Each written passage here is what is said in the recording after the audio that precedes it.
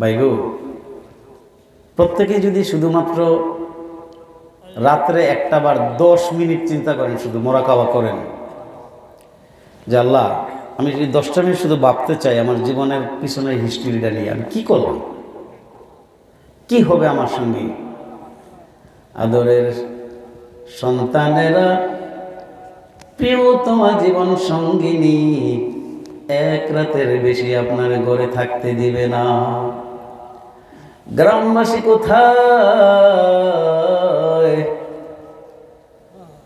আমার স্বামী মারা গিয়েছে 2 দিন হলো, আর ঘরে রাখা যায় না, বাচ্চারা থাকতে পারে না, নিজেরও ঘুমে ধরে না। স্বামী না থাকলে ঘুমে ধরে নাই, এখন স্বামী থাকলে নাকি ঘুমে ধরে না। এটাই দুনিয়া, এটাই বাস্তবতা। আলহামদুলিল্লাহ, লা ইলাহা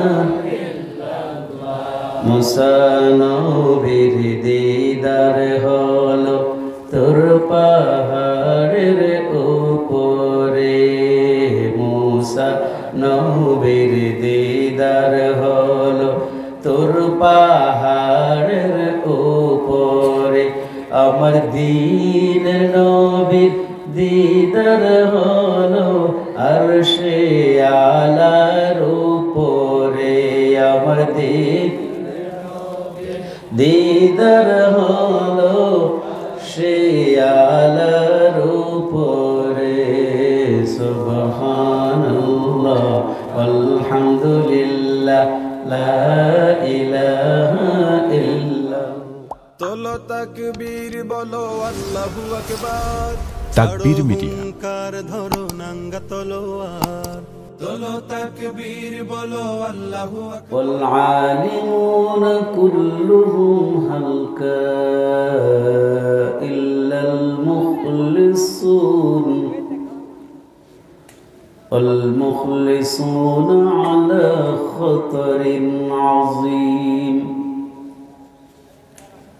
أو كما قال عليه الصلاة والسلام. وقال تعالى مخبرا وآمرا إن الله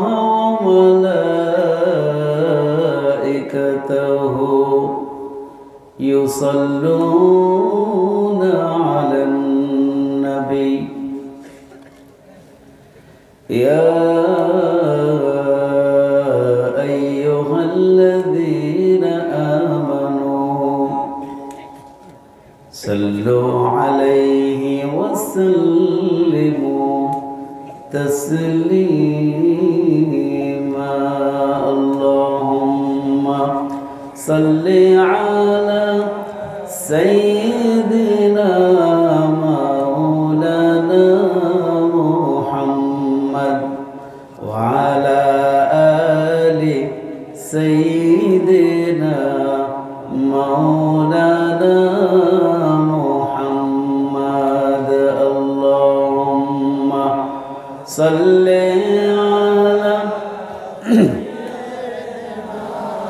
مولانا محمد وعلى آل سيدنا مولانا. আল্লাহ বেলালের মতো ইশক দিও, আবু বকরের মতো দিও প্রাণ, বেলালের মতো ইশক দিও, আবু বকরের মতো দিও প্রাণ, হযরত আলীর মতো সাহস দিও, ওমরের মতো দিও ঈমান। আল্লাহুম্মা সাল্লি আলা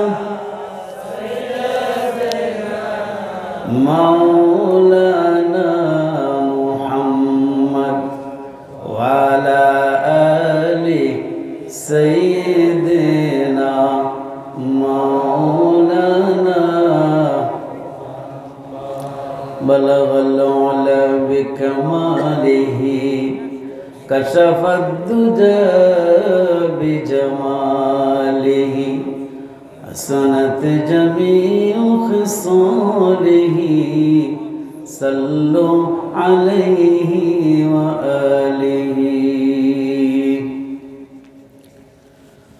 মুআজ্জাজ মুহতারাম,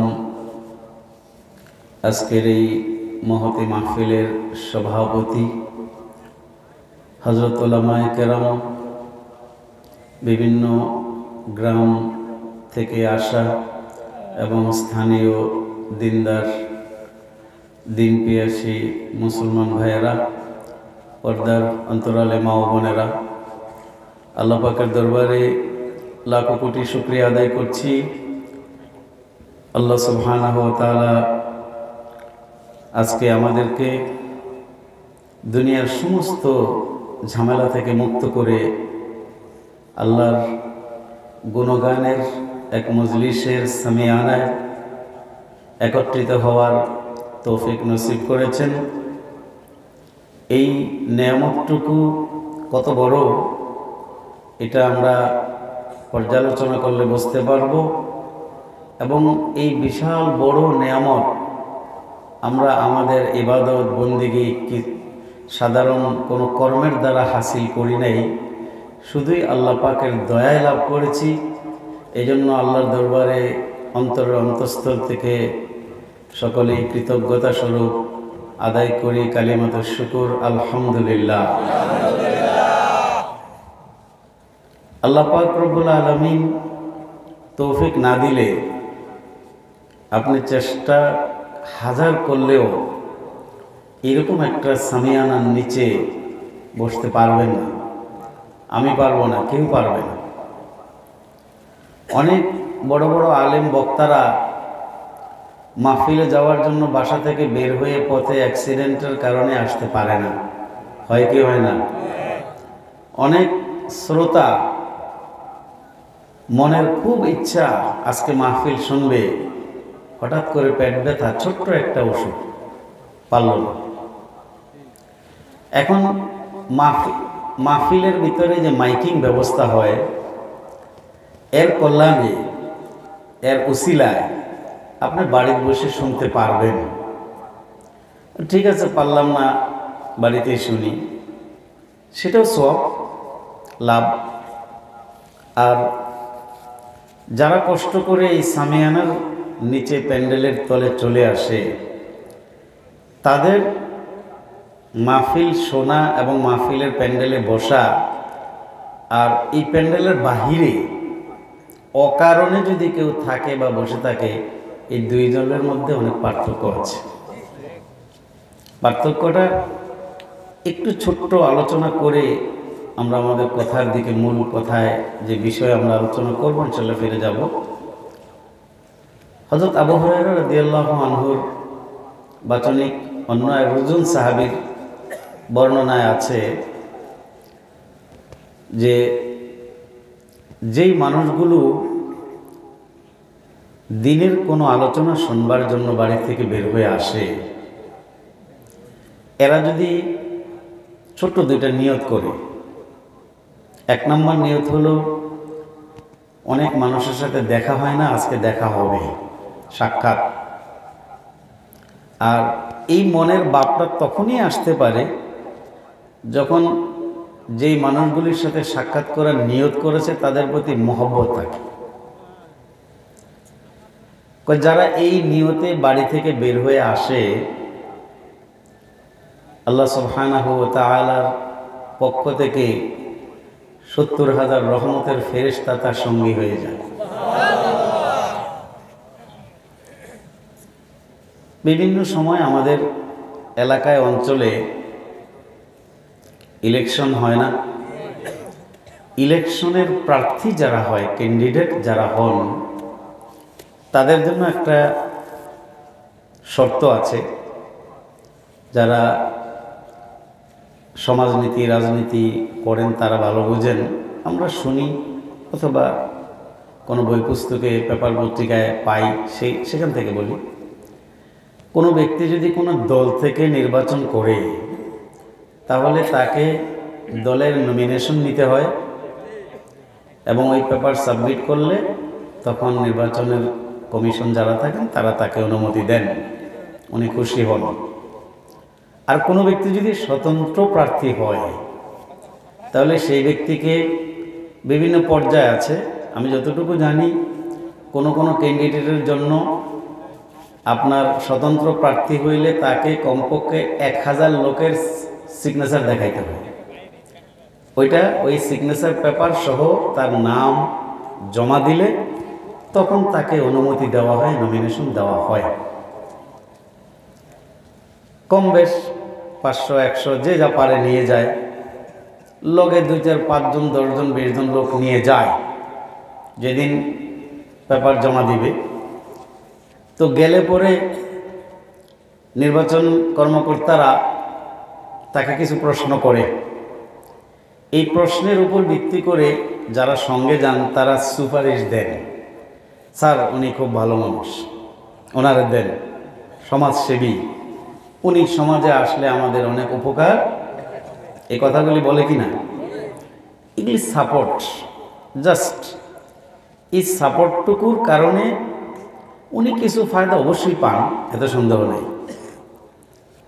আর যদি কিছু ভালো মানুষ এলাকার যাদেরকে সবাই চিনে, এমন ভালো মানুষেরা গিয়ে যদি সাপোর্ট দেয় শতে গিয়া, নির্বাচন কমিশন কি আর কোনো দেরি করবে তাকে অনুমতি দিতে? দিন। আর উনি যদি এইভাবে কিছু লোকের সাহায্যে সহযোগিতায় অনুমতিটা পান, এটা একটা দুনিয়ার বিষয়, পাস করতেও পারে, ফেল করতেও পারে। নির্বাচন কর্মকর্তার ক্ষমতা কি আছে? তাকে কি করবে? তারা তো শুধু তাকে অনুমতিটা দিয়েছে। এখন উনি এলাকায় এসে ওয়াক করবেন, সকাল সন্ধ্যায় কাজ করবেন, কষ্ট করবেন, হ্যাঁ, তারপরে হয়তো জনসমর্থন অনুযায়ী অন্য কোনো ক্ষমতা থাকলে বিভিন্নভাবে যেভাবে পারেন উনি হয়তো সেটা নিতেও পারেন, শক্ত প্রতিদ্বন্দ্বী হলে নাও পেতে পারেন, ঠিক কিনা কথা? আর যদি পান, এতটুকুর দ্বারাই কিন্তু তিনি পাশ ফেল তো বহু পড়ে। প্রথম শুধু নমিনেশনটা পাইলেন, এই জন্য তিনি খুশি হইয়া সকলকে মিষ্টি খাওয়ায় না? খাওয়াইতে গেলে খরচ লাগে কি লাগে না? না এমনি খাওয়ানো যায়? খরচ লাগে না? ওয়াজের মাহফিলে বিশেষ করে আমার ছাত্র জীবনের সাথী বন্ধু জনাব হাফেজ মাওলানা মুফতি বদিউজ্জামান সাহেব বললেন যে ভাই, মাদ্রাসার মাহফিলগুলিতে লোক আসেই না। কারণ মাদ্রাসার মাহফিলে সাধারণত কিছু পয়সা চাওয়া হয়, কালেকশন। এইটুকু কথা তো বুঝছেন। এখন এই কথার সূত্রটা বলি।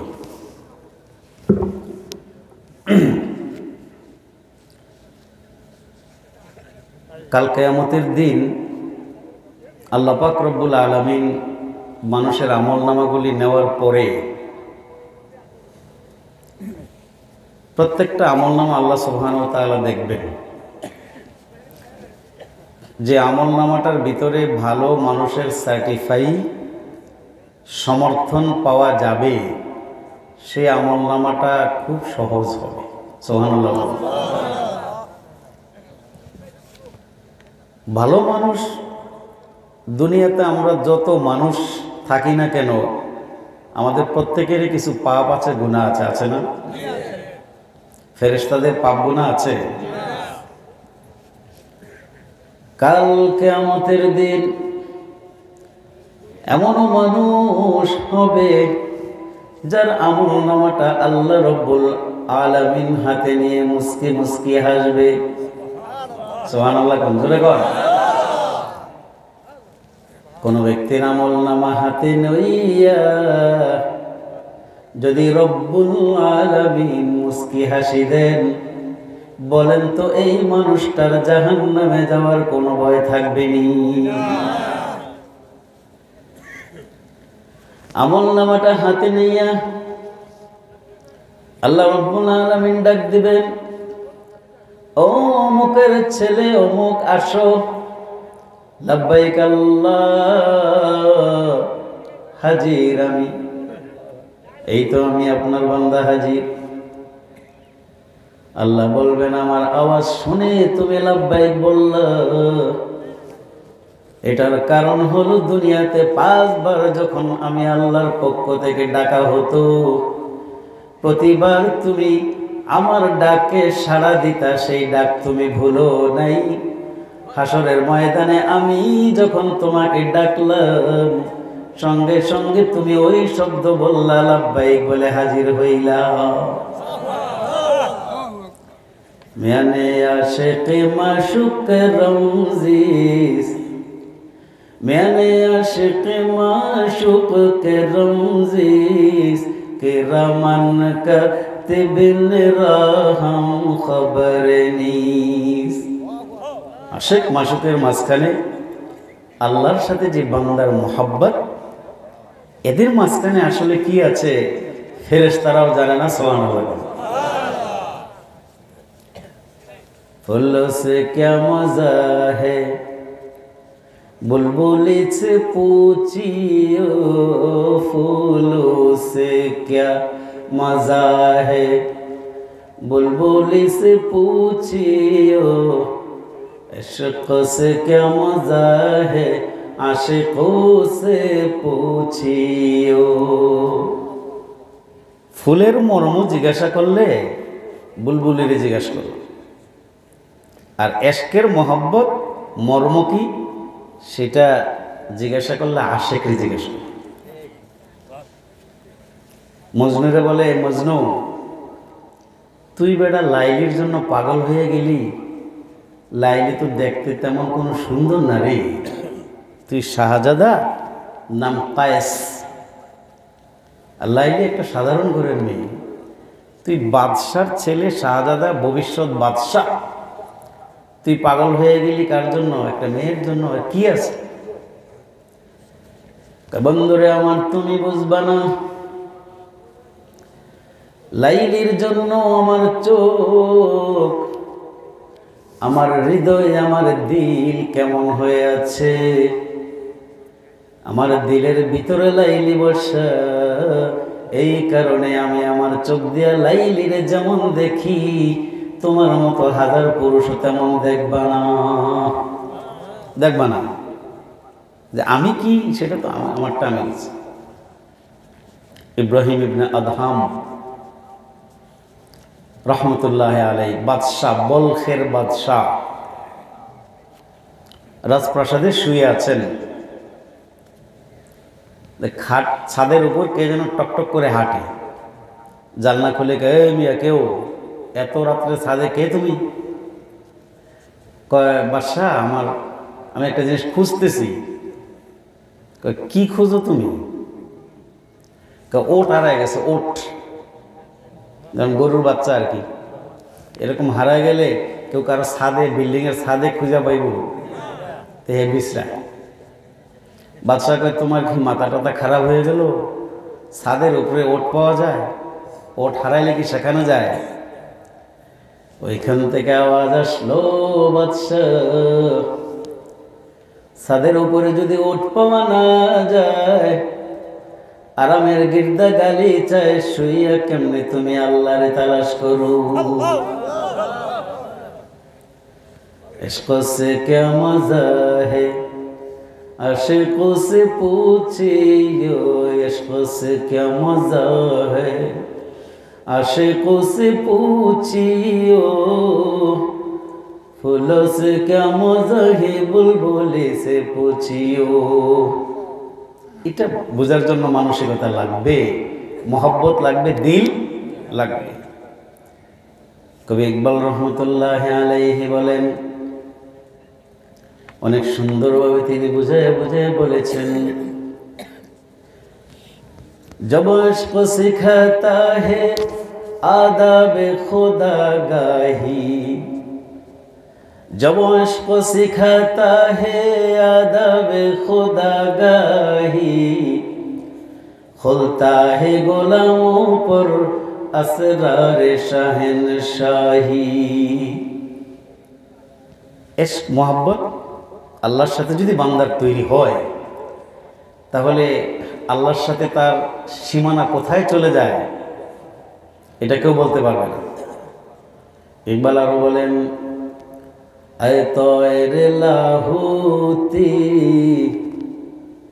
আয় তয়রে লাহুতি, उस रिज़्क़ से मौत अच्छी, जिस रिज़्क़ से परवाज़ में आती है कोताही। ফার্সি আমি বাংলায় বলে দিই আপনাদের। বলে, হে আল্লাহর আরশে আজিমের নিচে একটা জায়গা আছে, তার নাম লাহুত। সুবহানাল্লাহ। ওই লাহুতের মাকামে তোমার উড়ার ক্ষমতা আছে। হে মানুষ, মানুষ কত শক্তিশালী! আল্লাহর আরশে আজিমের নিচে যে মাকামে লাহুত আছে, সেই জায়গায় তোমার বিচরণের ক্ষমতা আছে মানুষ। এমন রিজিক তুমি গ্রহণ করো না যে রিজিকটার কারণে তোমার শরীরটা ভারী হয়ে যাবে, এই মাকামে লাহুতে উঠতে তুমি পারবা না। এটা করো না। তাইলে মানুষকে আল্লাহ সুবহানাহু ওয়া তাআলা কোন পর্যন্ত নিতে পারেন? বড় পীর আব্দুল কাদের জিলানী রহমতুল্লাহি আলাইহি নাম শুনছেন?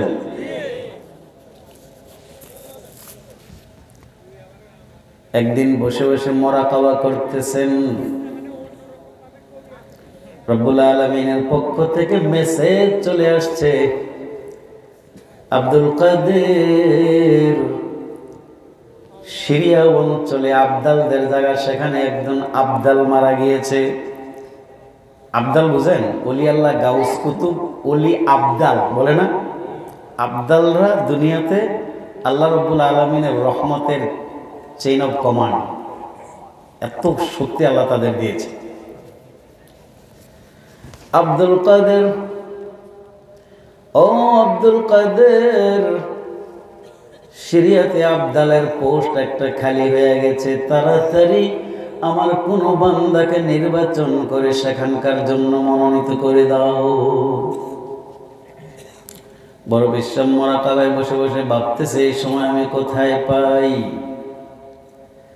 এমনি সময় একটা চোর, নাম তার ইব্রাহিম, চতুর্দিকে চুরি করার নিয়তে ঘুরতে ঘুরতে সমস্ত বাড়িঘরগুলি থেকে খালি চলে আসছে, পায় না কোথাও। বড় পীর রহমতুল্লাহি আলাইহি ঘরের কাছে এসে দেখে দরজা খোলা, কোনো মানুষ নাই। দূরে শুধু দেখা যায় বড় পীর সাহেব বসে আছেন, মাথা নিচু করে, মনে হয় ঘুমায়। এই তো মনে করছে ঘুমায়। চোরাই সকালবেলায় রাত ভরে চুরি করে সকালবেলায় ভোরে ভোরে গেছে পুকুরে গোসল করতে, গিয়া দেখে আরেক পারে আরেকজন গোসল করতে নামছে। আরে আমি মনে করছিলাম আমি বড় চোর, আমার তো বড় চোর দিয়ে আরেকজন রয়ে গেছে। ওই বেটা আসলে আল্লাহর ওলি। আরে সারা জীবন মনে করছে আমি আল্লাহর নেক বান্দা, আমার তো বড় নেক বান্দা দিয়ে ওই পারে গোসল করে, আসলে এতে হলো চোর। চোরাইকে বড় বিশ্বাস মনে হয় ঘুমায়, বৈশা বৈশা ভালো লাগে না, আস্তে আস্তে ঘরের দরজা ফাঁক করে ঘরে ঢুকে যায়। টিপে টিপে বড় পিসাবের পিছনে গিয়ে হাজির হয়। বড় পিসাব লড়ে না, মাথা লড়ে না, আল্লাহর ধ্যানে বসে আছে। শ্রী আল্লাহর ধ্যান খেলটা যে কি জিনিস, এটা আসলে সাধারণ ওয়াজ নসিহত দিয়ে বোঝানো যাবে না। এক আল্লাহর ওলি পথে রওনা দিয়েছে সফর। কিছু দূর গিয়ে দেখে একটা সুন্দর জায়গা, বলে এখানে তাঁবু খাটাও, আর খাদেম একটু পানি তালাশ করো। কয় ঠিক আছে, পানি তালাশ করতে যাই। আশপাশে কোথাও কিছু দেখে না। কিছুক্ষণ পরে দেখা যায় একটা সুন্দর কুয়া। হুজুর একটা কুয়া দেখা যায়। যাও যাও, বালতি রশি নিয়ে যাও, গিয়ে একটু কুয়ার থেকে পানি নিয়ে আসো। তো গেছে, গিয়া আইসা বসছে। আইসা কয় হুজুর পানি এত নিচে যে সেখানে পানি তো পাইতেছি না, আমাদের রশি কুলাইল না। আচ্ছা। কিছুক্ষণ পরে পিসাব বলে যে, ওই খাদেম এই যে একদল হরিণ হরিণ পানি খাইতেছে, হরিণে পানি খায়, সামনের পাও দুইটা বাস করে দিয়ে নিচে করে মাথাটা কুয়ার মধ্যে ঢুকাইয়া পানি তুলা খায়। কয় পানি আসছে মনে হয়, যাও যাও। তো খাদেম রশি টসি নিয়ে বালতি টালতি নিয়ে গিয়া দেখে যে হরিণটা ওনার দেখে চলে গেছে। উনি গিয়ে দেখে পানি যেখানে দেখছে সেখানেই আছে, বাড়ে নাই। খাইল কেমন? গিয়া কয় হুজুর এই ব্যাপার। আল্লাহর ওলি মুরাকাবায় বসে গিয়ে বলে, আল্লাহ মাবুদ গো, একদল হরিণের চেয়েও তুমি কি মানুষকে ছোট বানাইছো নাকি? ওয়ালাকাদ কাররামনা বানি আদম, আদমের সন্তানগুলাকে তুমি সম্মান দিয়েছো। শুধু তাই নয়, মানুষকে তুমি সর্বশ্রেষ্ঠ আশরাফুল মাখলুকাত বানিয়েছো। সবচেয়ে সেরা মানুষ না আমরা? আমাদের কর্মগুলা সেরা। কারণ কি? কে আমাদের জ্ঞান বুদ্ধি কম? তা আমি যে সেরা এটা তো আমি বুঝি। এলাকার যিনি চেয়ারম্যান সাহেব ধরেন, উনি কি এই দিক দিয়া 3/4 হাফ প্যান্ট পিন্ধে সেন্টু গেঞ্জি গায়ে দিয়ে হাঁটতে পারবেন? কেন? আগে পারছে, এখন পারবে? পারবে না, তার মর্যাদার কারণে। একটা সাধারণ মানুষ লেন্ডি কাঁচা মাইরাও হাঁটতে পারবে, চেয়ারম্যান সাহেব পারবে? যে যার মর্যাদা অনুযায়ী চলে, বলে, কাজ করে, তার হাত পা সব কিছু তার মর্যাদা অনুযায়ী ব্যবহৃত হয়। আশরাফুল মাখলুকাত, কত সুন্দর করে আল্লাহ মানুষকে বানাইছে। বাদশা তার স্ত্রীকে বলে, ও বেগম সাহেব এদিকে আস। বলে কি? কই তুই যদি চাঁদের চেয়ে সুন্দর না হস তুই তালাক। কইটা কইলেন কি? এত জীবন আপনার ঘর সংসার করলাম, এখন হঠাৎ করে কইছি তো কইছি। বাদশাহী মেজাজ। দেশের আলেম ওলামারা সবার কাছে গেছে, গিয়ে কাঁদতেছে, হুজুর আমার তালাক দিয়ে দিচ্ছে, এই ঘটনা। কেন? কই এই কইছি। আলেমরা কয় কিছুই করার নাই, চাঁদের চেয়ে সুন্দর তুমি কেমনে হইবা, যাও তালাক। এটার উত্তরটার জন্য ইমাম শাফির নাম বলে অনেকে, ইমাম আবু হানিফার নাম বলেন, অল্প বয়সী ছিলেন। অনেকে রাখেন আমি ফতোয়া দেব। বলে কি? বলে আসেন রাজমাতা আসেন। মহারাজ আপনার বেগম তালাক হয় নাই। সবাই কইছে তালাক হয়েছে, আপনি আবার কে? গেদা মানুষ, ছোট মানুষ। মাদ্রাসার ছাত্র গিয়া যদি কয়, এলাকার সব হুজুররা ফেল, মাদ্রাসার ছাত্র একজন গিয়া যদি কয় না আমি পারবো, মানুষে হাসবে না একটু পয়লা পয়লা? কয় কি? হাতি ঘোড়া গেল তল, আর মশা বলে কত জল। কয় আমি, আমার কাছে দলিল আছে। কয় কি? আউযু বিল্লাহি মিনাশ শাইতানির রাজীম, বিসমিল্লাহির রহমানির রহিম। লাকাদ খালাকনাল ইনসানা ফি আহসানি তাকওয়িম। আল্লাহ কোরআনে বলছে সবচেয়ে সুন্দর, এর চেয়ে সুন্দর আর হয় না, এমনভাবে আমি মানুষ তৈরি করেছি। সুবহানাল্লাহ। কাজী চাঁদ আর কি, সব কিছুর থেকে আল্লাহ সুন্দর বানাইছে মানুষ। আপনার স্ত্রী চাঁদের চেয়ে সুন্দর, তো তালাক হয় নাই। এবার আসেন, আল্লাহর ওলি মেসেজ বিনিময় করতেছে, আল্লাহ আদম বানাইলা, জঙ্গলের জীবের চেয়েও কি নিকৃষ্ট হয়ে গেলাম নাকি? মেসেজ আসছে। কেন? রব্বুল আলামিন জঙ্গলার হরিণেরা গিয়া যদি কুয়ার থেকে মুখ লাগাইয়া পানি খাইতে পারে, তোমার বান্দা তোমার বন্দেগী করার জন্য একটু পানির জন্য পাঠাইলাম। তারা পান করলো একই সময়, এট এ টাইম। আমার খাদেম গিয়া দেখে পানি নিচে, পানি কোথায় গেল? জংলার হরিণের জন্য পানি কেমনে আইলো? এলে আসলো মেসেজ বিনিময় দিছে। বিশ্বনবী মুহাম্মদুর রাসূলুল্লাহ সাল্লাল্লাহু আলাইহি ওয়াসাল্লাম তিরমিজি শরীফের একখান হাদিস বর্ণনা করেছেন, তাতে আছে নবীজি বলেন, লাউ আন্নাকুম তাওয়াক্কালতুম আলাল্লাহি হাক্কা তাওয়াক্কুলিহি লারাযাকাকুম কামা ইয়ারযুকুত তুয়ুর ইলা আখিরিল হাদিস আও কামা ক্বালা আলাইহি সালাতু ওয়াসসালাম। বলে, হে মানুষ, সহজ মানা, তোমরা যদি আল্লাহর ওপর সঠিকভাবে তাওয়াক্কুল করতে পারতা, তাহলে জীবজন্তুদেরকে যেভাবে পানাহার দেই তার চেয়ে সুন্দরভাবে তোমাদেরকে পানাহার করাইতাম। আল্লাহর ওলিকে মেসেজ দিয়ে দিলেন, আল্লাহ, ও আমার বন্ধু আদম সন্তানরা আমি ভালোবাসি, আদমের জন্য সন্তানের জন্য আমি জান্নাত বানাইছি, ভালো না বাসলে জান্নাত বানাইতাম না। সমস্যা নাই, ঠিক আছে, তোমার বক্তব্য দাবি ঠিক আছে। ও আল্লাহর ওলি শোনো, জীব জন্তুগুলি আমি আল্লাহর প্রতি যেইভাবে তাওয়াক্কুল করে তুমি যদি সেইভাবে তাওয়াক্কুল করতারে আমার ওলি, পানির জন্য তোমার মেহনত করতে হইতো না, পানি তোমার মুখের কাছে চলে আসতো। ওরা গেছে, একটা হরিণেও কি বালতি নিয়ে গেছে, রশি নিয়ে গেছে? তুমি তো বারবার তোমার খাদেমকে বালতিও দাও, রশিও দাও, তাহলে তোমার তাওয়াক্কুলটা ভাগ হয়েছে, কিছুটা রশি বালতি, কিছুটা আল্লাহ। আল্লাহর ওলিদের যদি এই অবস্থা হয়, আপনার আমার অবস্থা কি? কোথায় আছে ভাই?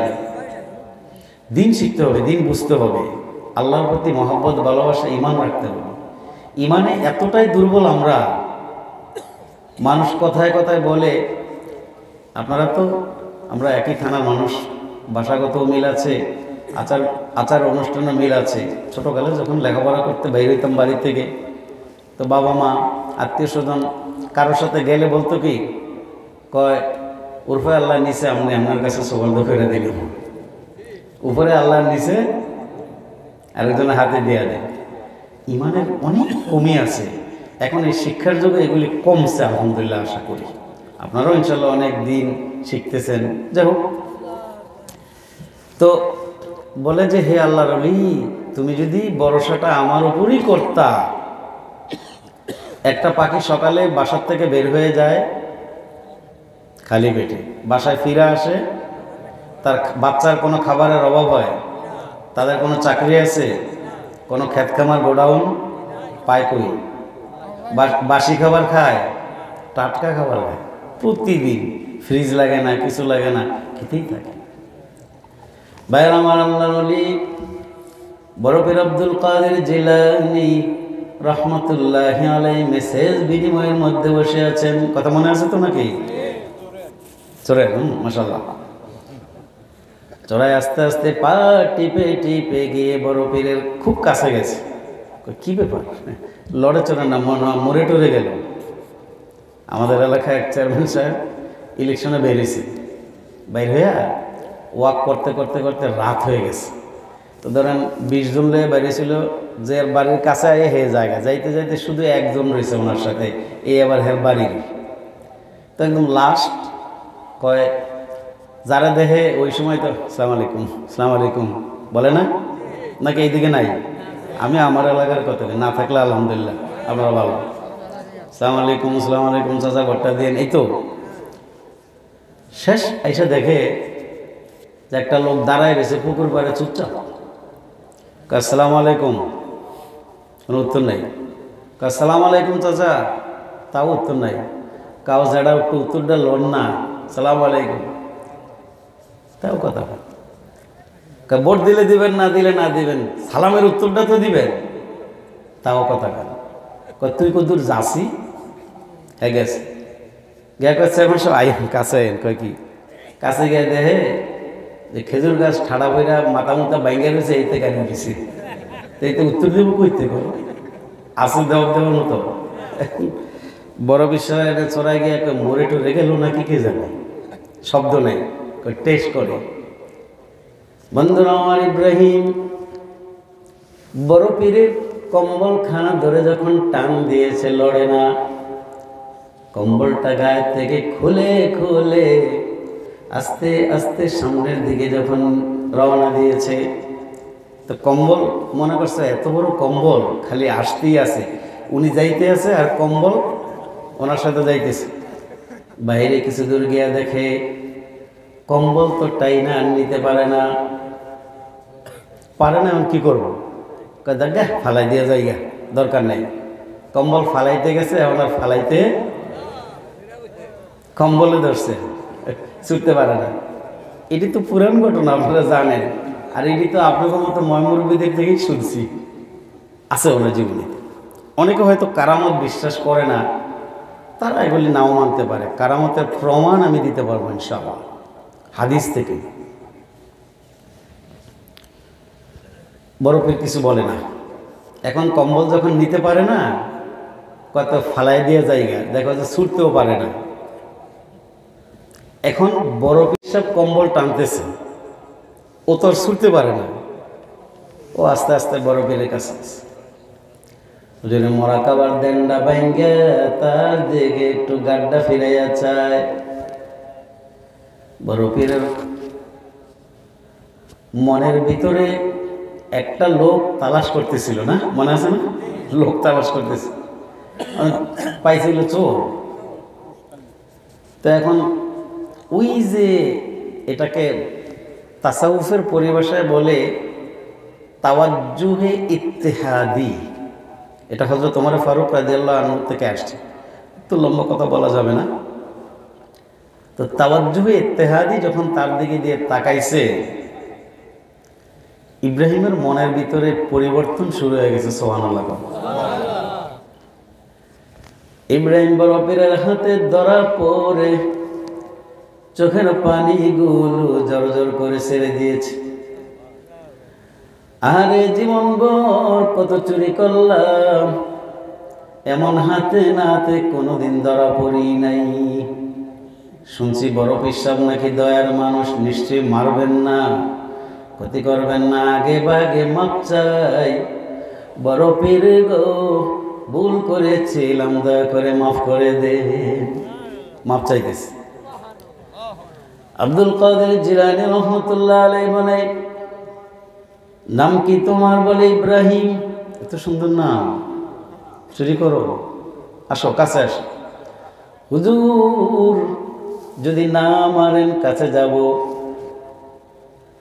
সেটা তো পরে, আগে আসো। যাইতে চায়, বলেন খুঁড়ি ধরে খারাইছে, কিন্তু থাকতেও পারবে না। টানের লগে বড় পীরের সামনে গিয়ে হাজির হইয়া গেছে। বড় পীরের সামনে যাইয়া বলে, হুজুর আমার মাফ করে দেন। বলে মাফ তো করুন বেড়া, চুরি করস কয় বছর? অনেক বছর। তো এই বেলার চুরি তো এখনো পরশই নেই, তো মাপ আর কি করবো, ধরা আর মাপের কি? সারা জীবন যে চুরি করলি তার মাপ তুই কার কাছে চাবি রে? ভালো করে আল্লাহর কাছে মাপ চা, তবে আমি তোরে মাপ দিয়া দিব। নিজামুদ্দিন ওলিদের কিছু জীবনী বলি, কি শুনবেন তো নাকি? না আবার অসন্তুষ্ট হইতেছেন? ভালো লাগে না? কিছু তাকিক বলে দিই। সারা জীবন একটা কথা শুনছেন, অনেকেই শুনছেন, কেউ হয়তো সঠিকটা শুনলে শুনতেও পারেন, বেশিরভাগ মানুষ এটা শুনছেন যে নিজামুদ্দিন আউলিয়া, নিজামুদ্দিন ডাকাইত ছিল। এটাই জানেন না? নিজামুদ্দিন আউলিয়া রহমতুল্লাহ আলাইহি মাত্র 20 বছর বয়সে কোরআনের হাফেজ, হাদিসের আলেম, পীর, মুরিদি শুরু করছে। এই মানুষটাই ডাকাত ছিল। ডাকাতের বয়স হইল কই? একদমই না। একটা লোকের নাম ছিল নিজাম। এই লোকটা ছিল ডাকাত। এই লোকটা জঙ্গলে বনে বাজারে ডাকাতি করে, করতে করতে একদিন এক আল্লাহর ওলিরে ধরছে। ধরার পরে ঘটনা কিন্তু জানা, শুধু মিলাই দিচ্ছি। তো ধরার পরে তারা ধরছে, দইরা কয় দাও কি আছে? কয় বাবারে দিব, অবশ্যই দিব, একটা প্রশ্নের জবাব দিবা? কয় কি? চুরি ডাকাতি করে নিয়ে কারে খাওয়াও? মা আছে, বাবা আছে, বউ আছে, বাচ্চা আছে, এদের খাওয়াই। তুমি যে চুরি করে অন্যায় করো, এটার পাপের ভাগ তারা নিবে? নিশ্চয়ই নিবে। কোনোদিন জিজ্ঞাসা করছো? আল্লাহর ওলিদের সোহবতটা, কাছে থাকাটা এমনই, একটা কথায় জীবন পরিবর্তন হয়ে যায়। ওয়াজ নসিহতের মাহফিলগুলির অবহেলা করেন না। কয় না আমি তো জিজ্ঞাসা করিনি, নরম হয়ে গেছে। তো নরম হয়ে যাওয়ার পরে কয় তো জিজ্ঞাসা করে আসো। এখন আবার শয়তান বুদ্ধি দিয়ে দিছি, কয় আমি তোমারে রাইখা যাই, তুমি এইভাবে পালাও, ভালো সুবিধাই তো হইব। বাইন্দা যাও, হাত পা বাইন্দা এরপরে যাও। কয় ঠিক আছে। বানটান দিয়ে গেছে। মা কোথায়? কি হয়েছে বাবা? কয় এই যে পাপ করে আইনা তোমাদেরকে খাওয়াই, এটার অংশীদার তোমরা হইবা? মা বলে বাবা 10 মাস 10 দিন পেটে ধারণ করেছিলাম। একটা মা কত কষ্ট করে সন্তানের জন্য তুমি বুঝবা না। ডাক্তারি পরীক্ষা মতে বলে যে একটা মহিলার প্রসব বেদনাকে যদি 1000 পুরুষের মাঝে ভাগ করে দেওয়া হয়, প্রত্যেকটা মরে যাবে। তাইলে এই মা কেমনে সহ্য করে? বাবা 10 মাস 10 দিন কত কষ্ট করেছি তোমার জন্য, তুমি যদি জানতা কোনদিন আমার কাছে এই কথা নিয়ে আসতা না। তাহলে তুমি পাপের ভাগ নিবা না? কয় না। বাবার কাছে গিয়ে বলে বাবা গো তুমি নিবানি? বলে না। সংক্ষেপ করি, ছেলে মেয়েকে বলতেছে, বলে তোমরা আমার পাপের ভাগ নিবানি? ছোটগুলি না, পাপ আবার কি জিনিস বুঝি না। স্ত্রীর কয় তুমি আমার জীবন সঙ্গিনী, তুমি আমার পাপের ভাগ নিবানি। স্ত্রী কয় বিয়ে করে আনছো, খাওয়ান দিবা, লালন পালন করবা, যখন যা চাইব দিবা, কেমনে আমরা এটা আমি বুঝি না। এইসবের দাবদার আমি না। বেড়ার ভিতরে এখন তুফান শুরু হয়ে গেছে। কি করো ভাই গো? প্রত্যেকে যদি শুধুমাত্র রাত্রে একটা বার 10 মিনিট চিন্তা করেন, শুধু মোরাকাবা করেন যে আল্লাহ আমি যদি 10টা মিনিট শুধু ভাবতে চাই আমার জীবনের পিছনের হিস্ট্রিটা নিয়ে, আমি কি করলাম, কি হবে আমার সঙ্গে। আদরের সন্তানেরা প্রিয়তমা জীবন সঙ্গিনী 1 রাতের বেশি আপনার ঘরে থাকতে দিবে না। গ্রামবাসী কোথায়? আমার স্বামী মারা গিয়েছে 2 দিন হলো, আর ঘরে রাখা যায় না, বাচ্চারা থাকতে পারে না, নিজেরও ঘুমে ধরে না। স্বামী না থাকলে ঘুমে ধরে নাই, এখন স্বামী থাকলে নাকি ঘুমে ধরে না। এটাই দুনিয়া, এটাই বাস্তবতা। তাড়াতাড়ি আসেন, দাফন করে আমারে উদ্ধার করে। উদ্ধার করতে কোথায়? আমাকে তাড়াতাড়ি উদ্ধার করেন। এই তো স্বামী স্ত্রীর গেলে দূরই। এবার নিজাম গেছে, গুটি গুটি পায়ে যাই আল্লাহর অলির বাদনটা খুলে দিয়েছে, মাথাটা নিচা করে বসে আছে। কেউ নিজাম কথা কও না কেলে? হুজুর কি কথা বলবো? আপনার কথাগুলি 100 থেকে 100% সত্য, কেউ আমার দায় নিল না। এখন আমি কি করব? হুজুর আমার একটা পদ বাতলাইয়া দে।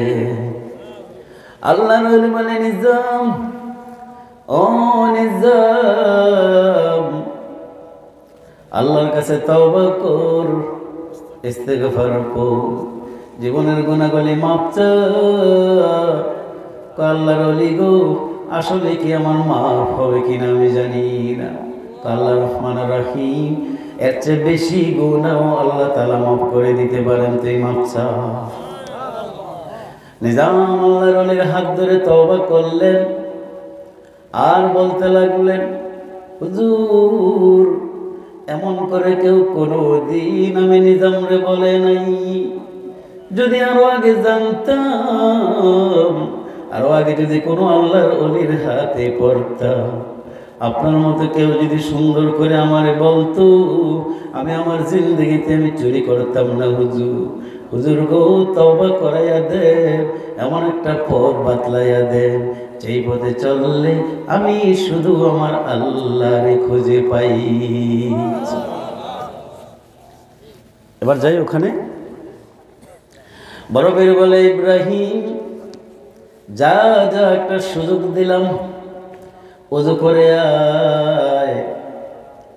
হুজুর ওযু করে আসলাম, মুসল্লাটা মুসল্লা বিছাইয়া বলে, মুসলমানের বাচ্চা তো, চোর হোক আর যাই হোক, 2 রাকাত তওবার নিয়তে নামাজ পড়। সুবহানাল্লাহ। 2 রাকাত তওবার নিয়তে নামাজ পড়ল। নামাজ পড়ার পরে দ্বিতীয় রাকাতে সাজদায় গিয়া ইব্রাহিম আর মাথা তুলতে পারে না। কাঁদতে কাঁদতে চোখের পানি দিয়া নামাজের মুসল্লাটা ভিজাইয়া ফেলি। বড় পীর বলে, ইব্রাহিম মাথা তোল। ইব্রাহিম কাঁদতে কাঁদতে বেহুশ হইয়া যায়। ইব্রাহিমের হাতটা মনে হয় বন্ধ হয়ে যাবে, হৃৎপিণ্ডটা মনে হয় ফেটে চৌচির হয়ে যাবে। ইব্রাহিম উঠতে পারে না, ফুলে ফুলে শুধু কাঁদতেছে। বড় পীর সাহেব সুন্দর করে তার মাথার মধ্যে হাত দিলেন, হাত দিয়ে বলতেছে, ইব্রাহিম উঠ, আমার আল্লাহর কাছে চোখের পানির চেয়ে বেশি দামি কোনো জিনিস নাই। আল্লাহ। ইব্রাহিম মাথা তুললেন। মাথা তোলার পরে বড় পীর সাহেব রহমতুল্লাহ আলাইহি বলতেছে, ইব্রাহিম আয় হাত দে। হাত দিয়েছে বলে, তওবা করলাম। ও ইব্রাহিম এবার একটু দাঁড়া। দাঁড়াইলে বড় পীর সাহেব রহমতুল্লাহ আলাইহি নিজের সিনাটাকে ইব্রাহিমের সিনার লগে লাগাইয়া একটা চাপ দিয়ে ছেড়ে দিয়ে বলে, ইব্রাহিম, ইব্রাহিম রে তুই একটু মাটির নিচের দিকে তাকা। ইব্রাহিম মাটির নিচের দিকে তাকাইল। কয়, হুজুর মাটি দেখি না। কয়, কি দেখোস? মাটি টাটি কিছু দেখি না, আল্লাহর এমন কুদরত দেখতেছি, জিন্দগিতে কোনোদিন এই জিনিস দেখি নাই। কোস কি? ঠিক আছে। আরো একটা চাপ দিলেন। চাপ দিয়ে ছেড়ে দিয়ে বলে, ডান দিকে তাকা। তাকাইস। কি দেখাস? কয়, দুনিয়ার কোনো বাধা বিঘ্ন কিছু দেখি না, উত্তরের সীমানা পর্যন্ত সব দেখতে পাই। বাম দিকে তাকা। কয়, দক্ষিণে যত সীমানা আছে সব ক্লিয়ার দেখতে পাই। সুবহানাল্লাহ। বেশি বিজ্ঞানী বলার কেউ যে বালা কথাই হুজুর কইছেন, ওয়াজ মানুষের সামনে কইতে কি প্রমাণ আছে? আছে। একটু দেই ওয়াজ একটু। সেটা হইল কি, ধরেন আপনি, আমার হয়েছে তো সেই জন্য বলি, আমার হঠাৎ করে কিডনিতে সমস্যা দেখা দিয়েছে। দেওয়ার পর আমি ডাক্তারের কাছে গেলাম, খুব ব্যথা।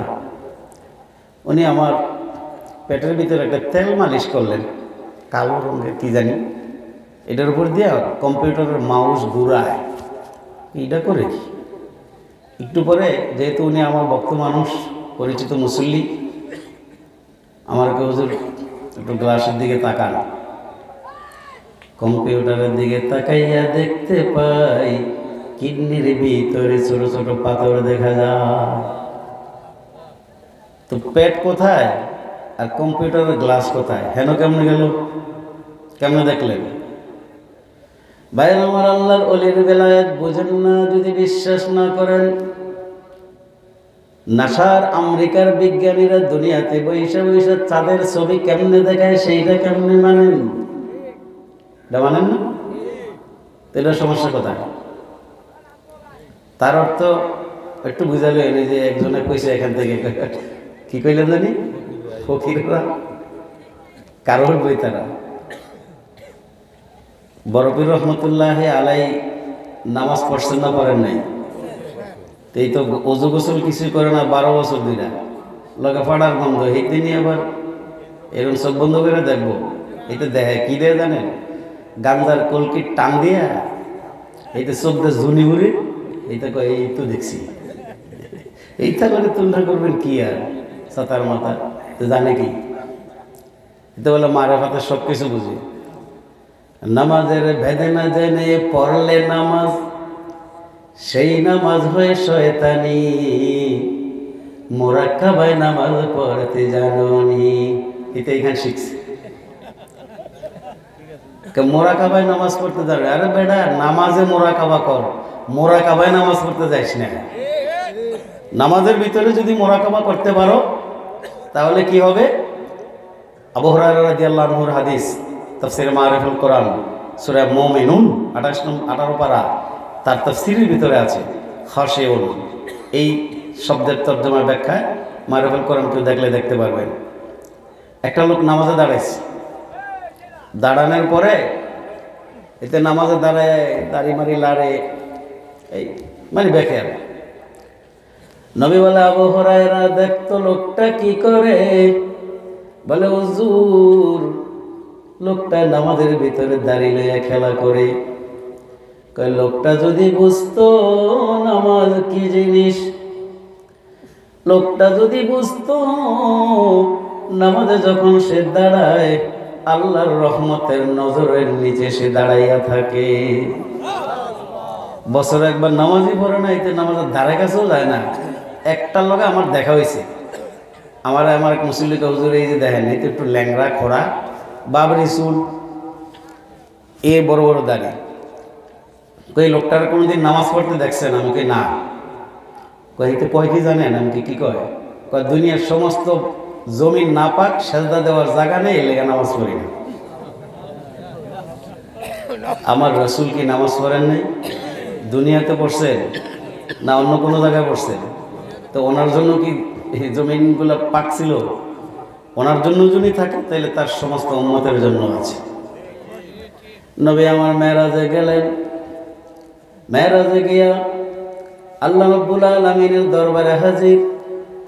আল্লাহ বলে, বন্ধু দুনিয়ার থেকে আমার বাড়ি বেড়াইতে আসলেন, কি নিয়ে আসলেন? বলে, আল্লাহ গো, আমার জীবনের যত বন্দেগী সব আপনার জন্য নিয়ে আসলাম। আত্তাহিয়াতু লিল্লাহি ওয়াসসালাওয়াতু ওয়াত-তাইয়্যিবাত। আমাদের মা বোনরা আবার একটু নামাজে দুর্বল, মনে চাইলে পড়ে, মনে চাইলে শুয়ে থাকে। মাগো মা, একটা ওয়াক্ত নামাজ কত দামি, যদি আমি বর্ণনা করতে যাই রাত পার হয়ে যাবে। আবু হুরায়রা ডাক দিয়ে নবীজি বলে, আবু হুরায়রা, মনে করো তোমার বাড়ির পাশ দিয়ে একটা সুন্দর খাল, একটা নদী বয়ে গেছে। এই নদীর মধ্যে যদি তুমি বা কেউ 5 বার দৈনিক গোসল করে তার শরীরে কোনো ময়লা থাকবে নি? বলে, হুজুর না, থাকবে না। বলে, 5 ওয়াক্ত নামাজ পড়লে ওই মানুষটার দেহে কোনো গুনাহ থাকবে না। আপনার নামাজ না পড়া কিসের ওলি, কিসের ফকির, কিসের জহির, আবিজাবি কওনের দিন নাই। নামাজ আছে, আল্লাহ। নামাজ যদি না পড়ে কেউ, হাশরের ময়দানে কিছু মানুষ গিয়া বলবে, আল্লাহ আমরা আপনারে বিশ্বাস করছি। আলহামদুলিল্লাহ, খুব ভালো, মাশাআল্লাহ। আমরা তো লা ইলাহা পড়ছি, আমাকে বেহেশতে যাওয়ার সুযোগ কইরা দেন। যাও যাও, বেহেশতে যাও। ফেরেশতারা তারা আজ্ঞা নিয়ে দিয়াও। বেহেশতের সামনে গিয়ে দেখে বড় বড় তারা জ্বলতেছে। বলে, আল্লাহ গো, বেহেশতে যাওয়ার পারমিশন দিলেন, চাবি তো পাইলাম না। দুনিয়ার মধ্যে প্রত্যেকের হাতে আমি চাবি দিয়ে দিয়েছি, সেই চাবির নাম বিশ্বাস দিয়ে যাইবেন গে বেহেশত? তা আমরা এত কোরআন হাদিস বছরকে বছর লাগাই পড়ে কি শিখলাম? আমরা কেন নামাজ পড়ি? ভাইয়েরা আমার, আবু যর গিফারি রাদিয়াল্লাহু আনহু ডাক দিয়া বলে, আবু যর চলো সকালবেলা একটু বের হয়ে যাই। চলেন হুজুর। রাস্তার মধ্যে গিয়ে শীতকাল ছিল বলে গাছের ডালাটা ধরে আমার নবীজি নাড়া দিলেন। নাড়া দেওয়ার পরে দেখে গাছগুলি এমনি ঠান্ডা হয়ে রয়েছে, অল্প কিছু পাতা ছিল সেটা নাড়া দেওয়ার সঙ্গে সঙ্গে ঝরে পড়ে গেছে। বলে হুজুর কি বুঝলাম না? আবু হুরায়রা, কোনো ব্যক্তি যদি ঠিক মতো নামাজ পড়ে তার গুনাহগুলি এর চেয়েও বেশি পরিমাণে ঝরে যায়। তুমি নামাজ না পড়লে গুনাহ তোমার যাইব তো দূরের কথা, বিরাট বোঝা হয়ে থাকবে। আসরের ময়দানে যখন পুলসিরাতের সিঁড়ির মধ্যে পা দিবা, হাজার হাজার আংটা, এটাকে কালালিপ বলে, হাদিসের ভাষায় কালালিপ শব্দ বলে দিলাম, বুখারীতে আসছে। কালালিপে তারে থাবা দিয়ে ধরবে, ধরার পরে লোকটা বলবে, কে রে তুমি? বলে আমি তোমার নামাজ, আমি তোমার রোজা। যাও কই? দুনিয়াতে পড়ো নাই, আজকে তার জবাব না দিলে যাইতে পারবা না। কবরের সম্পর্কে হাদিসে আসছে, একটা লোক যখন কবরের মধ্যে শুয়ে যাবে, ফজরের সময় একটা সাপ এসে তারে দংশন করবে, বলবে তুমি কে? বলে আমি তোমার ফজরের নামাজ। এইটা না পড়ে যাবো একের ব্যস্তরা, তার বাপ দাদার কিনা কয় তুমি ফজরের নামাজ সাপ হইলা কিনলেগা, কয় পড়লা না কিনলেগা। ভাইয়ের আমার, হাদিস শরীফের ভাষায় বলা আছে, কবরের ভিতরে যে সমস্ত সাপ গুলি কামড়াবে, মাগো মা, ভালো করে খেয়াল করে শুনে নেন, একটা সাপে কামড় দিলে কিয়ামত পর্যন্ত বিষ থাকবে। শুধু তাই নয়, বুখারীর হাদিসের মধ্যে আছে, একটা সাপ যদি দুনিয়ার কোন অঞ্চলে নিঃশ্বাস ফেলায়, ওই অঞ্চলের সমস্ত গাছ ফসল সব মরে জ্বলে ছাই হয়ে যাবে। আপনি এই সাপের কামড় খাইতে পারবেন নামাজ না পড়া? ফকির আলী করে দেবেন গা। মানুষের ধোঁকা দিয়েন না, নিজেও ধোঁকায় পড়েন না, শয়তানের প্রবঞ্চনা পড়েন না।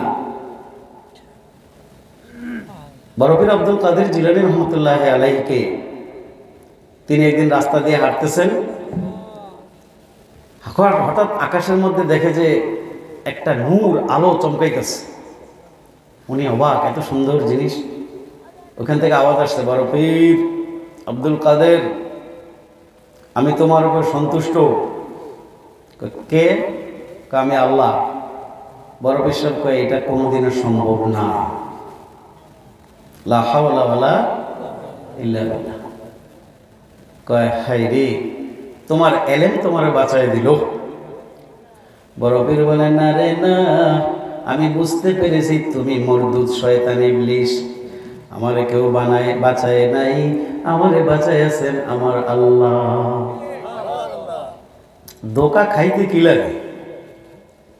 এক দরবেশ, ভালো মানুষ, খারাপ না,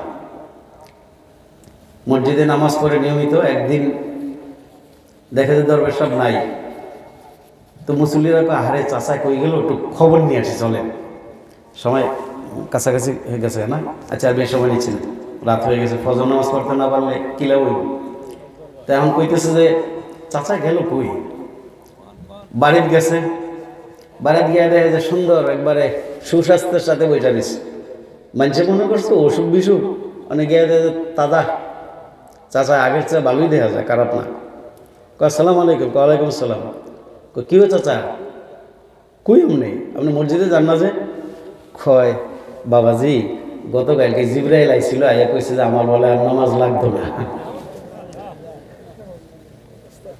তো দোকা দিতে কতক্ষণ লাগে? এইগুলি কোনো কথাই না।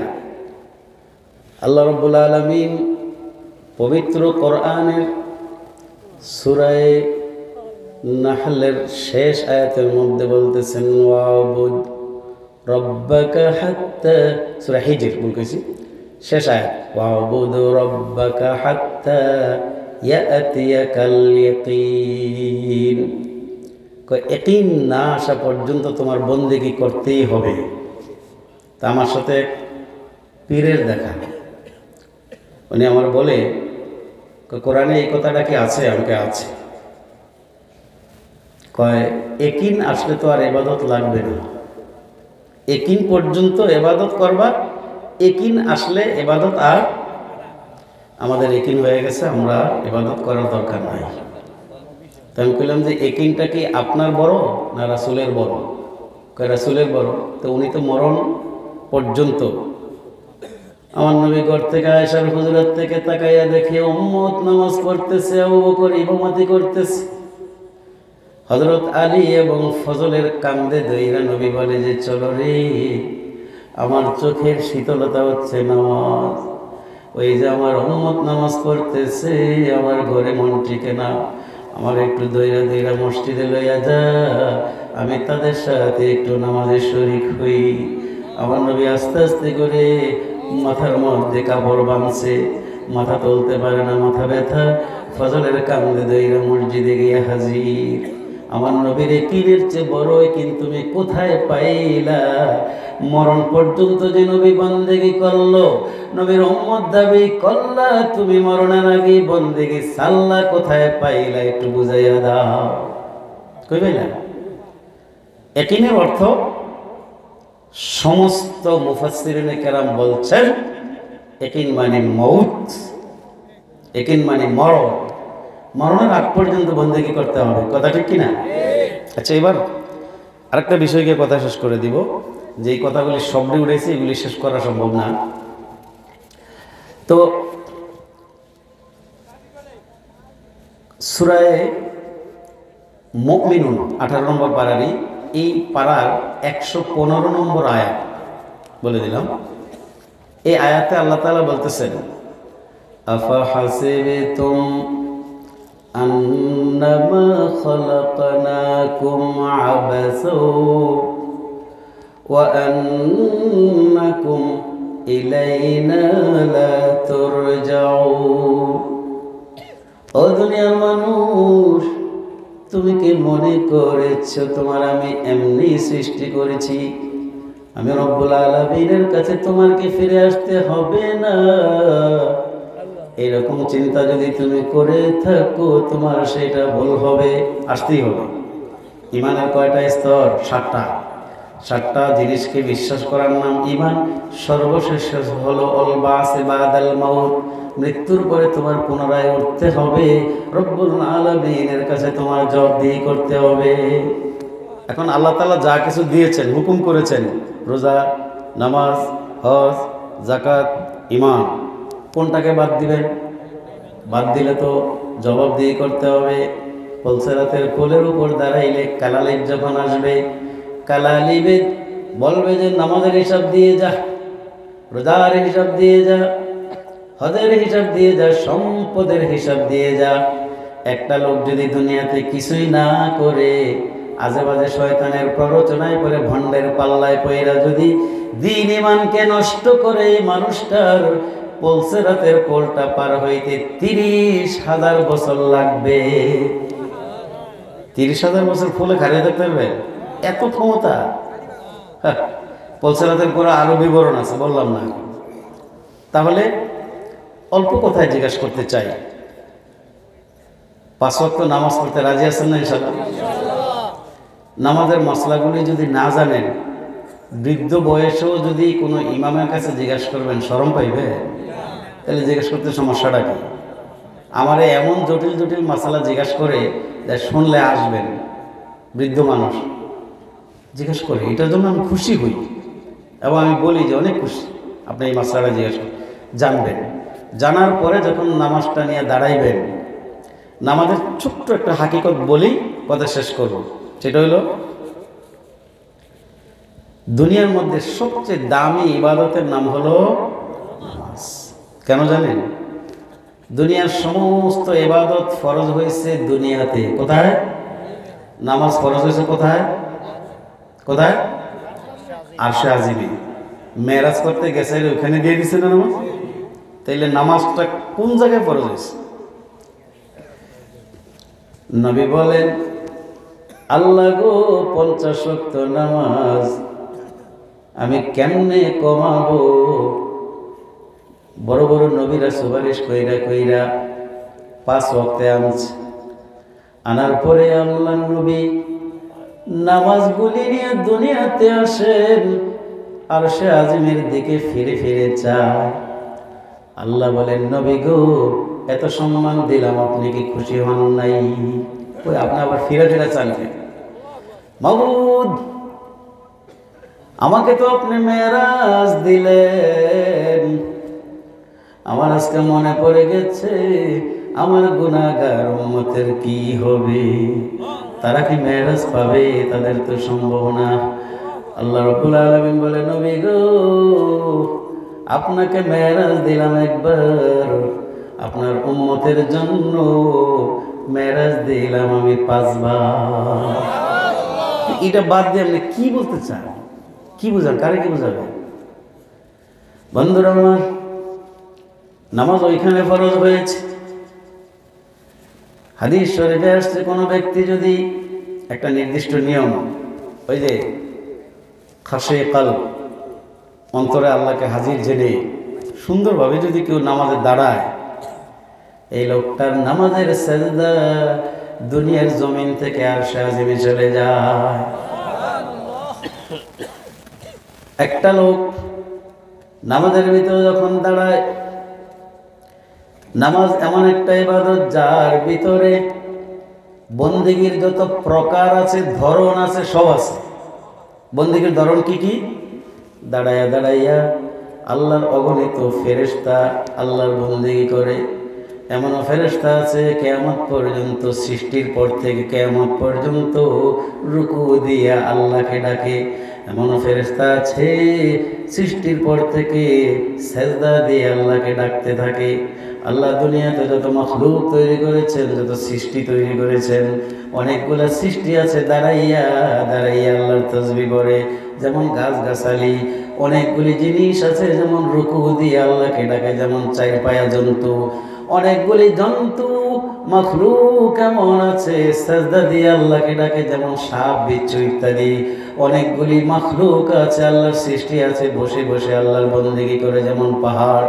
বন্ধুরা আমার, কোনো ব্যক্তি যদি সঠিকভাবে সঠিক নিয়মে 1 ওয়াক্ত নামাজ পড়ে, ওই নামাজের ভিতরে দাঁড়ানো আছে, রুকু আছে, সাজদা আছে, বসা আছে, যত মাখলুক, যত ফেরেশতা দাঁড়াইয়া দাঁড়াইয়া বন্দেগী করে, যত মাখলুক, যত ফেরেশতা রুকু সাজদা দিয়ে বৈশা বৈশা বন্দেগী করে, সকলের থেকে ওই বান্দা সওয়াব পাইতে থাকে।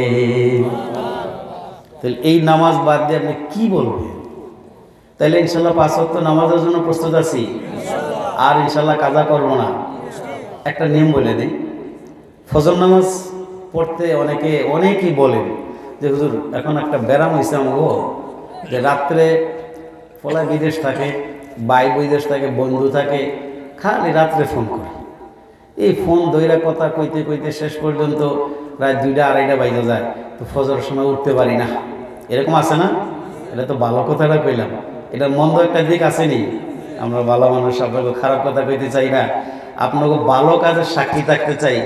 কিয়ামতের দিন যদি জিজ্ঞাসা করে অমুক গ্রামে গেছিলেন, ভালো মানুষ পাইছেন, বলবো যে হ্যাঁ আল্লাহ পাইছি। এই জন্য আপনাদের ভালো কাজের সাক্ষী থাকতে চাই।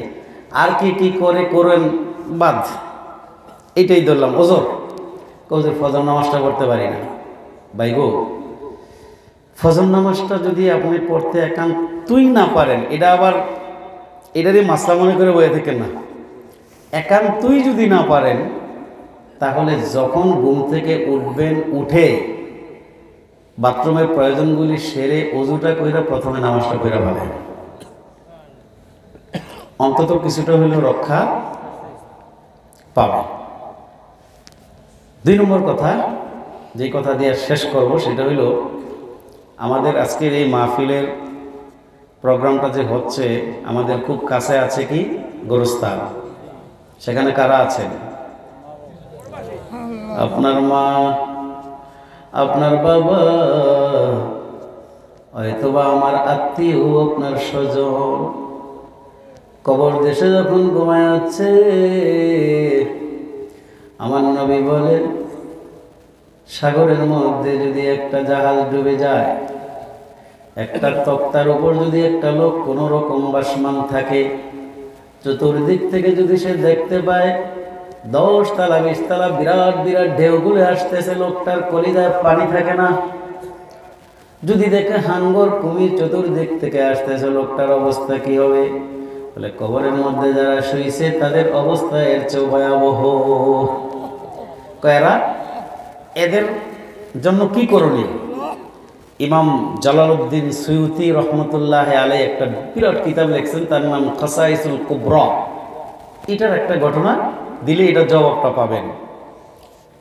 ইমাম সাহেব স্বপ্নে দেখে যে বিশাল একটা ময়দান, এই ময়দানটার ভিতরে মানুষ থলি নিয়ে ঘুরতেছে আর কি যেন কুড়ায়, এই কি একটা পায়, অনেকক্ষণ ঘুরে ঘুরে একটা পায় যায়। আর অনতি দূরে দেখে যে একটা সুন্দর এরকম মঞ্চ তৈরি করা, সেখানে একজন মহিলা একটা দামি মূল্যবান চেয়ারের মধ্যে বসা আছে। তো ইমাম সাহেব আস্তে আস্তে কাছাকাছি আসছেন, আইসা এখন মেয়ে মানুষ তাকাবো, দিনের এত বড় ইমাম মুফাসসির, তো চোখ ঘুরে ঘুরে তাকে মহিলা ডাকছে, ইমাম সাহেব আপনি এদিকে কি চান আর কিছু বলবেন বলে মনে হয়, বলেন হুজুর আমি একটু শুনি। ইমাম সাহেব বলেন, মা জননী গো, মায়েরা ভালো করে শুনেন, মা জননী গো, এই বিরাট ময়দানের মধ্যে মানুষগুলা কি করে কিছুই বুঝতে পারলাম না। একটা মাত্র মঞ্চ, যার মধ্যে এত দামি মূল্যবান চেয়ার, তার মধ্যে আপনি বসে আছেন, রাজরানীর বেশ ধরে বসে আছেন, আপনি কে, তারা কারা একটু যদি বলতেন। ইমাম সাহেব আমি দুনিয়ার কোনো রাজরানী নই, আমি একজন ভিখারিনী মহিলা, দুনিয়াতে মাইগা খুইজা মানুষের বাড়ি বাড়ি কাজ কর্ম কইরা খাইতাম। একটা মাত্র সন্তান আল্লাহ দিচ্ছে, সন্তানটাকে আমি কোরআন শিক্ষা দিলাম, তাকে হাফেজে কোরআন বানাইলাম, বলে আসলাম বাবারে কিছুই তোমারে দিয়ে যাইতে পারলাম না। একটা দাড়ি পাল্লা একটা টুকরি কিনা দিয়ে আসলাম, 2টা বাটখারা দিয়ে আসলাম, বললাম দৈনিক 1 পারা করে কোরআন শরীফ তুমি আমার নামে বক্সাইয়া দিবা। আর এই দাড়ি পাল্লাটা দিলাম, বাটখারা দিলাম, একটা টুকরি দিয়ে গেলাম, অল্প কিছু পয়সা দিয়ে গেলাম, এইটা দিয়ে কিছু মাল সামানা কিনা ব্যবসা বাণিজ্য করবা, হালাল খাইবা, আর মায়ের জন্য 1 পারা করে কোরআন শরীফ তেলাওয়াত করে বক্সাইয়া দিও। তারপর আমার ছেলে প্রতিদিন বেশি না পারলেও ব্যবসার ঝামেলায় কষ্টের কারণে 1টা পারা করে কোরআন শরীফ তেলাওয়াত করে ফেরেশতারা অত্যন্ত সযত্নে সেই সওয়াবটা আমারে দিয়া যায়। আমার যেমন লাগে না, মাঠে কোরআন লাগে না, আমাকে রব্বুল আলামিন সওয়াবের বিনিময়ে আমার সন্তানের কোরআন তেলাওয়াতের উসিলায় ওদের চেয়ে ভালো অবস্থা, অর্থাৎ এই রাজরানী বেশ আমারে দিয়া দিয়েছে। এখন এই মুদ্দারদের জন্য, মা বাবার জন্য কিছু করার দরকার আছে না নাই? দেখেন এই যে কথাগুলি শুনলেন আর এই যে মজলিসটা বসছেন, এই মজলিসটার আপনার আসার কারণে আপনার জন্য 70,000 ফেরেশতা কি করছে, সুপারিশ করছে। 10 জন 20 জন লোক গিয়া নমিনেশন পেপারের জন্য সুপারিশ করার কারণে তার নমিনেশন পাইয়া গেছে, হ্যাঁ বাড়িতে খুশি। ওই যে বন্ধুর কথা বলছিলাম যে মাদ্রাসার মাহফিলে যায় না ডরে, টাকা দেওয়ার ডরে, ডরেন না, একটা দুনিয়ার সাধারণ নমিনেশন পেপার পাইয়া খুশি হইয়া মিষ্টি খাওয়াইলো, খাসি জবা করে খাওয়াইলো, পাস করবে কি করবে না, ফেল করবে কি করবে না জানে না, তার আগেই এত কিছু। কিয়ামতের দিন ওই ব্যক্তির আমলনামাটা আল্লাহর হাতে যাওয়ার পর আল্লাহ যখন মুস্কি মুস্কি হাসবেন, লোকটারে ডাক দিয়া যখন জিজ্ঞাসা করবেন, বলে তুমি কি করেছো, বলে আল্লাহ তেমন কিছু করি নাই, বলে তোমার আমলনামার ভিতরে 70,000 ফেরেশতার সুপারিশ রয়ে গেছে, যাও তোমার মাফ করে দেব। তাইলে মুর্দারদের জন্য এরকম একটা মজলিস প্রতি বছর অন্তত একবার করার দরকার আছে না নাই? মাহফিলটা চলবে সামনে ইনশাল্লাহ, রাজি আছেন তো? কারণ একটা দোয়ার জায়গা আপনি কই পাবেন? নিজ বাড়িতে নিজ ঘরে দোয়ার জন্য হাত তুলছেন, এমনি সময় আপনার ছেলে অথবা মেয়ে অথবা নাতি পুতি কেউ এসে বলে এই কথা আছে, দোয়ার মাঝখান দিয়ে আমি দেখছি যেটা, দোয়ার মাঝখান দিয়ে রব্বানা জলমনা পরে আবার কয় রাখ আমি আসতেছি, কয় কি কয় না, এই দোয়াটা কদ্দুর কাজে লাগবে? এরকম একটা মজলিসে সব ছেড়ে দিয়া আল্লাহর জন্য চোখের পানি যদি ফেলতে পারেন, রব্বুল আলামিন আজকের মজলিস থেকে আপনারা মাফ করে বেগুনা বানাইয়া বাড়ি নিয়ে যাবে। সুবহানাল্লাহ। আল্লাহ তাআলা আমাদের সকলকে কবুল করেন। অনেক রাত হয়েছে, আর কথা বাড়াতে চাই না। আপনারা এই মাহফিলটা ইনশাল্লাহ ধরে রাখবেন। বিশেষ করে কই স্যারে কই আছে যারা এই মাহফিলের ইন্তজাম স্যারে করেছেন, উনি সহ আপনারা সহ প্রত্যেকেই, আপনারা যদি উপস্থিত না হইতেন তাহলে আরও বড় প্যান্ডেল করলে কিলে হইত। আপনারা আসছেন, আপনারা হইলেন আসল মাহফিলের। যারা ইন্তজাম করছেন তাদের জন্য দোয়া করবেন। তাদের আত্মীয় স্বজন, ময় মুরব্বী, পাড়া প্রতিবেশী যে যেখানে আছে, জিন্দা মুর্দা, আল্লাহ সকলকে ভালো রাখেন, মুর্দাদেরকে মাফ করে দেন, জান্নাতবাসী করে দেন। আপনাদের এই গ্রামে আল্লাহ তাআলা দ্বীনের বাতি জ্বালায় দেন, কুফুরি, শিরকি, বেদাতি, বন্ডামির অন্ধকার দূর করে দেন। যারা মারেফাতের চিন্তা ভাবনা করেন, খুব ভালো কাজ, কিন্তু মনে রাখবেন শরীয়ত বাদ দিয়ে, নামাজ বাদ দিয়ে, রোজা বাদ দিয়ে মারেফাতের কোনো অর্থ নেই। কেন? এই প্যান্ডেলটা তৈরি করতে প্রথমে নিচে কি করতে হয়েছে? গর্ত করতে হয়েছে, খুঁটি গাড়তে হয়েছে, উপরে সামিয়ানা টানাইতে হয়েছে, তারপর না সুন্দর হয়েছে। মারেফাত তখনই হবে যখন নামাজ, রোজা, হজ, যাকাত, আল্লাহর বন্দেগী প্রত্যেকটা কাজ আপনি সুন্দরভাবে করবেন, তখন আপনার দিলের ভিতরে মারেফাত তৈরি হবে। এইভাবে ইনশাল্লাহ যদি করেন, আলী রাদিয়াল্লাহু আনহু বলছেন, আমি যেই খোদাকে দেখি না তার বন্দেগী করি না। এর অর্থ এই না যে আপনি সামনে খাড়ায় খাড়ায় দেখবেন। আপনার মস্তিষ্কে, আপনার কলবের ভিতরে তৈরি হয়ে যাবে আল্লাহ রাব্বুল আলামিনের চেতনা, মারেফাত, সেটা তৈরি হয়ে যাবে। কিন্তু আপনাকে বন্দেগী করে সেই উপযুক্ত হইতে হবে। আল্লাহ তুমি এই গ্রামের প্রত্যেকটা মানুষকে কবুল করো, আল্লাহ সকলকে কবুল করেন, প্রদর্শন করেন। আর তার আগে একটুখানি ছোট্ট একটু জিকির করে নিই আমরা।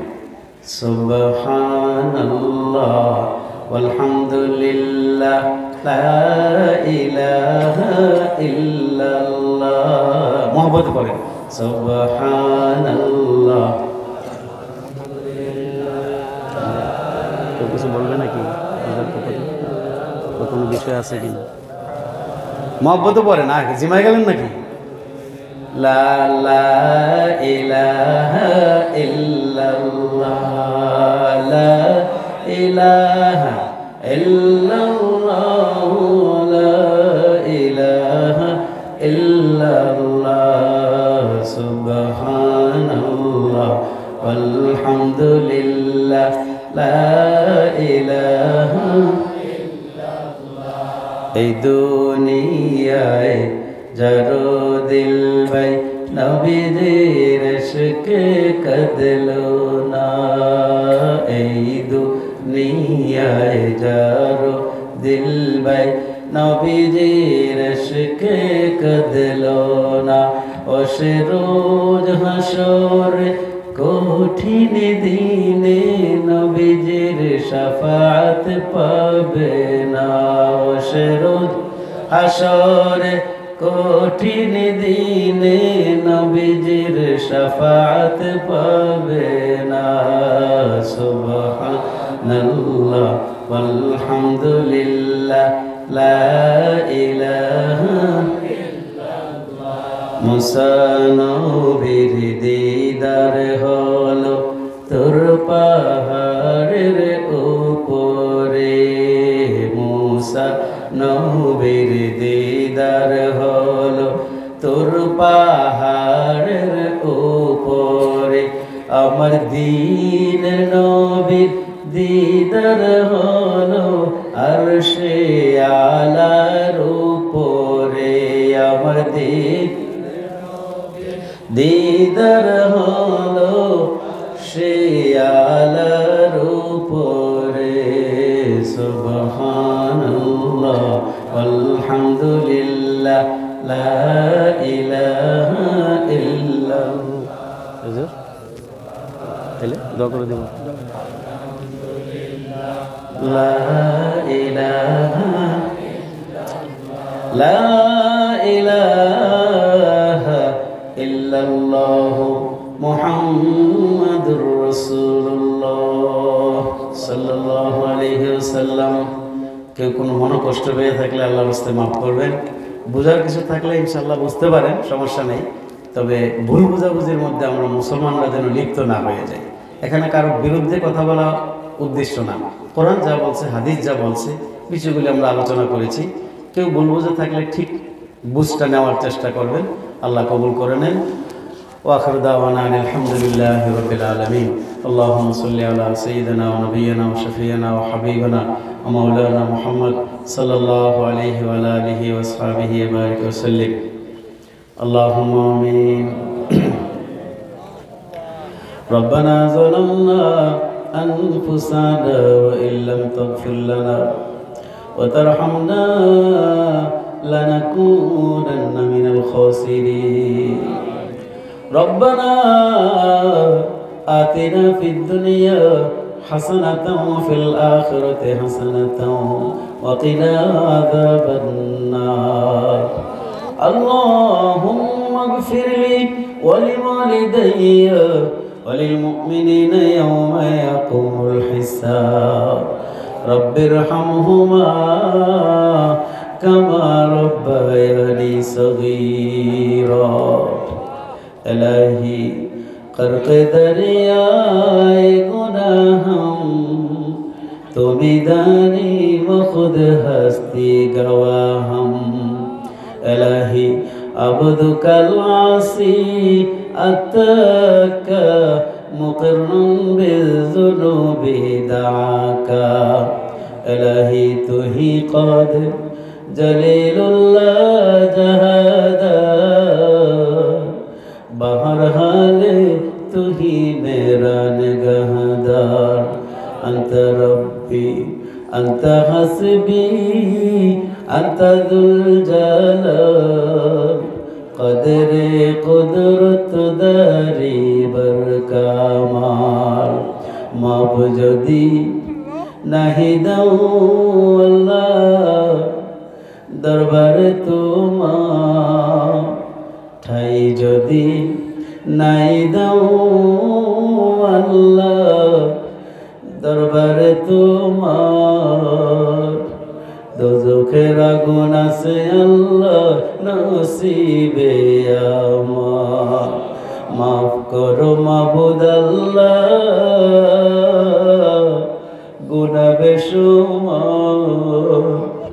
তুমি মাফ না করিলে কে আছে আমার.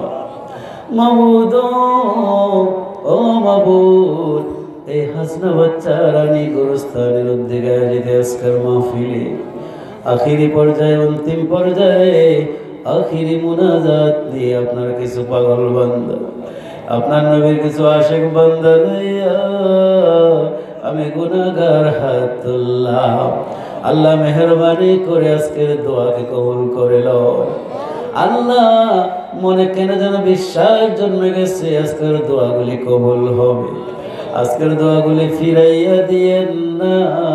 আল্লাহ পর্দার আড়ালের মা বোনেরা দীর্ঘ সময় বসে আছে। আল্লাহ আমাদের মা বোনদের দিল বড় নরম। আল্লাহ নরম দিলের চাওয়া পাওয়া গুলিকে আপনি কবুল করে নিয়েন। আল্লাহ তাদের উসিলায় আমাদের জীবনের গুনাহগুলি মাফ করে দিয়েন।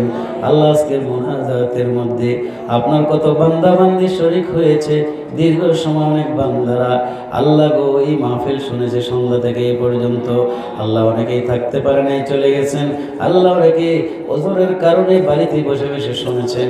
আল্লাহ যারা এই মুনাজাতের মধ্যে শরীক, এই মাহফিলের মধ্যে শরীক, আল্লাহ আজকে মেহেরবানি করে তাদের সকলকে আপনি মাফ করে দিয়েন। আল্লাহ দয়া করে জিন্দেগি সমস্ত গুনাহগুলি মাফ করে দিয়ে। আল্লাহ জীবনে কত গুনাহ করেছি, সগীরা কবিরা জানা অজানা শিরক বেদাত, কত মানুষের হক নষ্ট করেছি, বুঝতে পারি নাই করে ফেলেছি, আজকে বুঝলাম। আল্লাহ বলছে রাতে পোলের উপর ধরা পড়তে হবে যদি আপনি মাফ করে না দেন। আল্লাহ মরণের আগে আগে জিন্দেগির সব গুনাহগুলি মাফ করে দেন। আল্লাহ এই মাহফিলে বসে তওবা করলাম, আল্লাহ গো তওবা গুলি কবুল করে নিয়েন। আমাদের মা বোনদের অনেকের মনে কত দুঃখ ব্যথা বেদনা রয়েছে আল্লাহ, অনেকেই সাংসারিক অনেক দুঃখ যাতনা বেদনা জ্বালা যন্ত্রণার মধ্যে আছেন। আল্লাহ মেহেরবানি করে সকলের সংসারে সুখ শান্তি নাজিল করে দিয়েন। আল্লাহ ছেলে নিয়ে মেয়ে নিয়ে অনেকেই বিভিন্ন ধরনের পেরেশানিতে আছেন, অনেকের সন্তান বিদেশ বিবাহিত কষ্টের মধ্যে আছে। আল্লাহ মেহেরবানি করে সকল সন্তানগুলিকে সুখে রাখিয়েন। আল্লাহ অনেকের সন্তান লেখাপড়া করতেছে, আল্লাহ বিদ্যা বুদ্ধি দিয়ে দিন। আল্লাহ গো মনে বড় ব্যথা জাগে একটা বিষয় মনে হলো, জীবনে কতদিন মাহফিল থেকে বাড়িতে যাইতা, ফিরে গিয়ে দেখতাম মা দরজাটা আলগা করে বসে আছে, জাগানা বসে আছে। অনেক সময় বলতাম মা বয়স্ক মানুষ কি জন্য বসে আছেন, ঘুমান না কেন? বাবা শীতের রাত্রে তুমি দূর দারাজ থেকে বাড়িতে আসবা, আমি মা হইয়া কেমনে ঘুমাই, আমার চোখে ঘুম আসে না, সেই জন্য বসে আছি। এমন জনম দুঃখনি মা অনেকেরই কবর দেশে ঘুমায় আছে। আল্লাহ বুঝে নাই মায়ের সঙ্গে কত বেয়াদবি করেছে, এখন বুঝতেছে, খুঁজতেছে।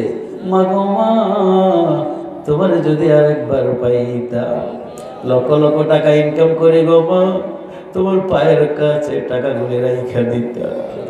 আজকে কবর দেশে মাসে আছে, সারা দিন রাত 24 ঘন্টা কবরের সামনে মাথা কুটলে, মাথা পিটালেও মা একবারও সারা দিবে না।